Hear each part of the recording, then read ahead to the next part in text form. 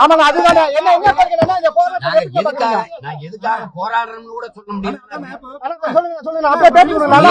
நீங்க நடவடிக்கை எடுக்க மாட்டேங்கிறீங்க.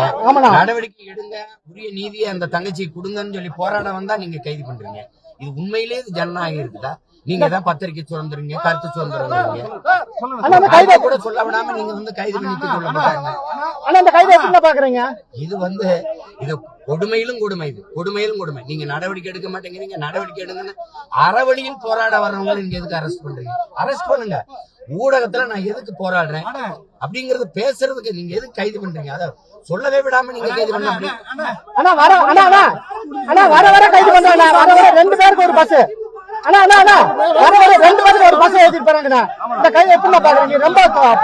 இந்த கொடுமைக்கு அதிகபட்சம் 10 மாசம் இருக்கா? அதிகபட்சம் நிச்சயம் முற்றுப்புள்ளி வைக்கலன்னா பாத்து.